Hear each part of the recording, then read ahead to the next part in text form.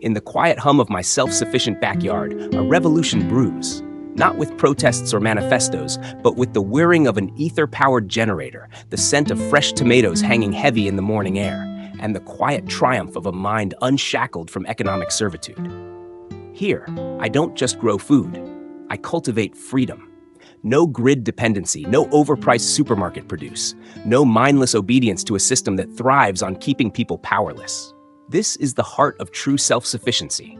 Growing your own sustenance, generating your own energy, and forging your own path beyond the artificial limits imposed by conventional science.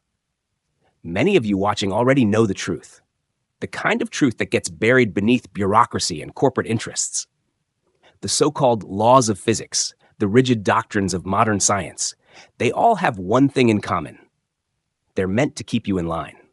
The moment you step beyond their boundaries, you realize how much has been deliberately concealed. You start to see that energy is not something you must buy. It is something that can be harnessed freely, if only you're willing to step outside the predefined script. I built my own generator, not from solar panels or store-bought wind turbines, but from an understanding of ether energy, the very fabric of existence that Tesla himself was silenced for exploring. You won't find this in university textbooks because the moment people realize they can generate their own power, the trillion-dollar energy monopolies crumble. And when energy becomes free, when food grows right in your backyard, what does that mean? It means independence. It means no more 9 to 5 just to pay a bill that shouldn't even exist. It means reclaiming the time that was stolen from you. And now, let's talk about something even more fundamental: food. You see, I'm not just a tinkerer with alternative energy. I'm a farmer, a scientist of the soil, and an explorer of life's most ancient secrets. And if there's one thing I've learned, it's that nature rewards those who listen. The garden, much like the energy field surrounding us, has its own rhythm. It thrives when nurtured, it rewards patience, and it teaches lessons that no classroom ever could. Today, as I step into my garden, I see the results of that understanding. A living pantry, a testament to self-reliance. Self-sufficient backyard warmly welcomes you, my friends, to another day of breaking free from the system, one harvest at a time. It rained last night, not a gentle drizzle, but the kind of downpour that tests the resilience of everything it touches. And yet, as I step outside, my garden stands firm. Leaves glisten under the weak morning sun, the scent of wet soil fills the air, and the first thing I see is a tomato, plump, glistening and perfectly ripe, hanging there as if daring me to ignore its perfection. I pluck it from the vine, feeling the smooth skin under my fingers, and for a moment, I think about the absurdity of it all. Somewhere out there, people are paying $2 for a tomato that was picked weeks ago, shipped across states, and sprayed with chemicals just to make it look this fresh. And here I am, picking one straight from the vine, with nothing but soil, water, and time. Things that cost me nothing. This is the joy of harvesting. Not just the act of picking food, but the realization that you've beaten the system. Every tomato, every pepper, every sprig of basil is proof that you don't need a grocery store to survive. It's a quiet act of rebellion, a whisper to the world saying, I don't need you to feed me. I can feed myself. The skeptics will say, that's nice, but what about winter? What about variety?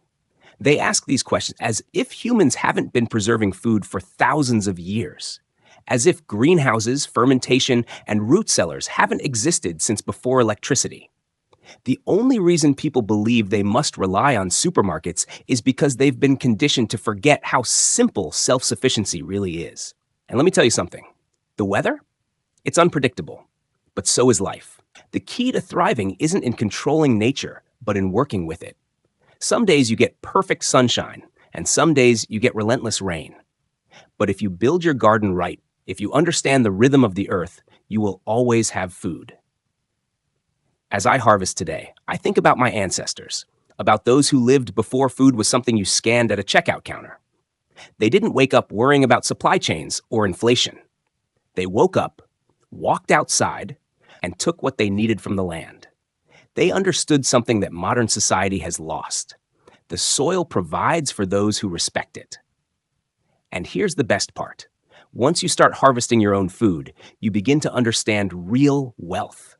It's not in your bank account. It's not in a paycheck. Real wealth is knowing that no matter what happens in the world, no matter how unstable the economy, no matter what shortages the news warns about, you will eat, your family will eat, and all of it, every bite, will be healthier, richer in nutrients, and infinitely more satisfying than anything sold in plastic at a store. So let's get to it. Today's harvest isn't just about food, it's about freedom.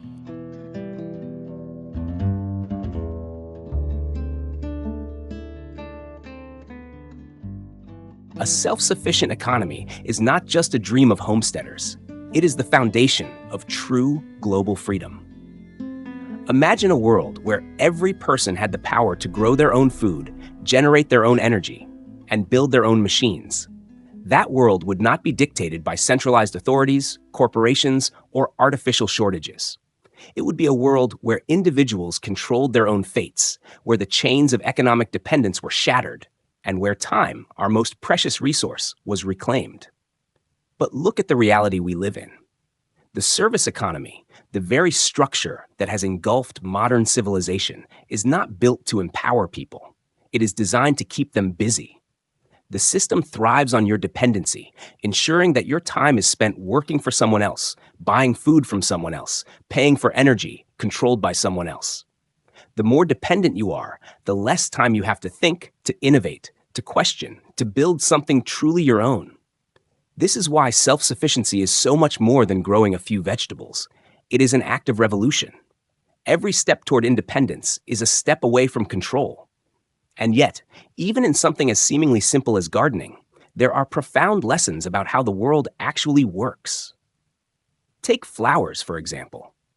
Most people see them as decoration, an afterthought in the pursuit of food production. Why waste space on flowers when you could be growing more tomatoes? They ask. And therein lies the problem. This is the same short-term, profit-driven thinking that governs the service economy. But nature is not a factory. It is a system of balance, of symbiosis, of long-term sustainability. The presence of flowers is not a luxury. It is a necessity. In my garden, flowers are the silent protectors, the unseen workforce that makes food abundance possible. They are not just beautiful, they are powerful weapons in the war against artificial scarcity. Let's talk about pest control. In industrial farming, pests are seen as enemies to be eliminated through synthetic chemicals. Poisons that, by the way, conveniently create billion-dollar industries. The alternative? Nature's own army, pollinators and predatory insects. Bees, butterflies, ladybugs, and countless other creatures thrive where flowers are abundant. They not only ensure that crops are pollinated, but they also keep harmful pests in check, creating an ecosystem that regulates itself. Then there's soil health. Some flowers, like marigolds, release chemicals that repel harmful nematodes and even enrich the soil with nutrients. Others attract specific insects that keep invasive species from overrunning crops. If you understand this, you don't need expensive pesticides or fertilizers. You just need flowers. Now let's expand this concept beyond the garden because it applies to life itself. The industrial economy, much like conventional farming, sees everything in isolation. Work is separate from home life. Energy production is separate from daily living. Education is separate from real-world experience. The system is not designed to work in harmony, but to fragment, control, and extract as much labor as possible from each individual. Contrast this with a self-sufficient economy. Everything works together: food, energy, community, and knowledge. Just like a garden thrives when flowers are present, people thrive when they are given the freedom to create, to connect, to live without artificial restrictions. And this is why libertarianism, in its truest form, is the only path to a world where individuals control their own destinies. A centralized economy will always seek to manage, to manipulate, and to dictate the terms of survival. A decentralized, self-sufficient system, on the other hand, allows people to determine their own futures, not through imposed regulations, but through voluntary cooperation and natural order. History has already proven this time and again. Look at the pioneers of the past, those who built their own homes, grew their own food, and harnessed the elements to sustain themselves. They did not wait for permission. They did not ask for subsidies or government grants. They simply did. And in doing so, they created societies that flourished without bureaucratic interference. Even in modern times, you can see the difference. Communities that embrace self-reliance, whether through independent farming, off-grid energy, or local barter systems, are far more resilient in the face of economic crises. Meanwhile, service-based economies collapse the moment supply chains are disrupted, exposing the inherent weakness of dependency. This brings us back to personal responsibility. Your fate, your success, your survival, it is not in the hands of corporations, governments, or academic institutions. It is in your hands. Just like flowers in a garden, small, seemingly insignificant choices have massive consequences. Choosing to plant a flower is choosing to protect your crops. Choosing to grow your own food is choosing freedom over dependency. Choosing to build an alternative energy system is choosing liberation from corporate control. And this is why, every morning when I step into my garden and see the flowers blooming, I see more than beauty. I see a blueprint for a better world, one that is built, not through coercion, taxation, or centralized control, but through individual will, through knowledge, and through the simple, undeniable power of self-sufficiency.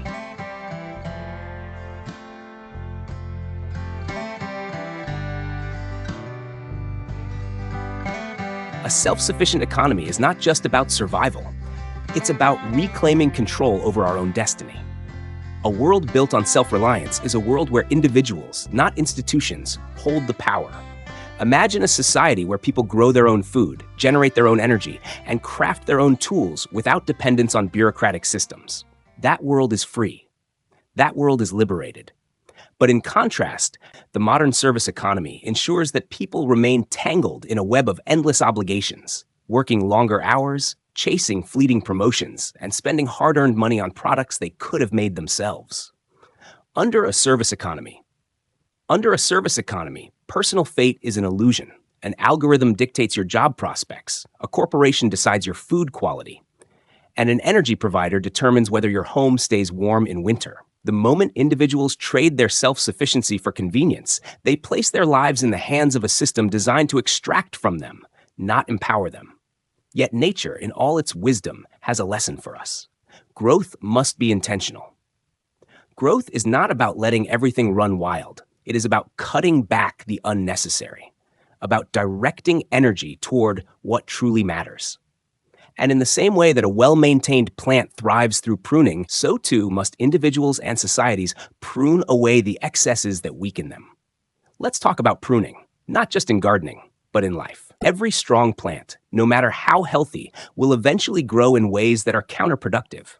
It will develop weak branches that drain its energy. It will form unnecessary offshoots that produce no fruit. Without pruning, the plant survives, but it never thrives. The same is true for people. The same is true for civilizations. If you look at history's greatest minds, the inventors, the philosophers, the revolutionaries, they all understood the power of pruning. They knew that in order to grow stronger, they had to cut away what was holding them back. Take Nikola Tesla, for example. A man so brilliant that he envisioned wireless energy and self-sustaining power grids decades ahead of his time. But what did he have to do to make his greatest discoveries? He had to prune. He had to cut ties with institutions that stifled his creativity. He had to reject the mainstream scientific dogma that limited innovation. And because he pruned away the distractions, he saw what others could not. An entire field of energy and physics that was deliberately buried by those who profited from scarcity. Now apply this principle to your own life. How much of your energy is wasted on things that do not serve your future? How much of your time is drained by obligations that do not enrich your self-sufficiency? The world is full of distractions, useless entertainment, unnecessary social commitments, jobs that provide money but steal your soul. Every moment spent on these things is a moment taken away from true growth. If you are serious about breaking free, about reclaiming your independence, you must prune ruthlessly. Let's bring this back to the garden, because in the garden, nature reveals its secrets openly. When I walk through my self-sufficient backyard, I see plants in various stages of growth. The tomatoes are heavy with fruit, but I know that if I leave too many branches, the plant will exhaust itself. It will try to support everything, and in doing so, it will weaken. The solution? Cut it back. Trim the unnecessary. Focus the plant's energy where it matters. This is exactly how you should approach your own self-sufficiency. Cut away the reliance on grocery stores. Cut away the dependence on corporate energy providers. Cut away the distractions that keep you from mastering a skill that will ensure your freedom. And here's the most important lesson from pruning. It looks harsh, but it leads to abundance. The first time I pruned my pepper plants, I was hesitant. The idea of cutting away perfectly good leaves and branches felt wrong. But the next season, the plant exploded with fruit. Why? Because I had directed its energy toward the parts that truly mattered. This applies on a societal level as well. Imagine a world where we pruned unnecessary bureaucracies, financial systems built on debt, and industries designed to make people sick rather than healthy. Imagine a world where we cut away the layers of artificial complexity and returned to a system where people thrived based on their own skills and contributions, rather than being trapped in economic servitude. That world is possible, but only if people are willing to prune. And pruning is not just about cutting away what is bad. It's also about making room for new growth. The moment you cut back the dead weight in your life, you create space for something stronger to emerge. So if you want true self-sufficiency, don't just focus on what you need to build. Focus on what you need to remove. Look at your daily routine, your financial obligations, your energy sources, and your food supply. Ask yourself, what is unnecessary? What is draining my potential? What must be pruned so that I can grow stronger? Because just like the garden, just like history's greatest minds, just like nature itself, the key to real growth isn't adding more. It's removing what holds you back.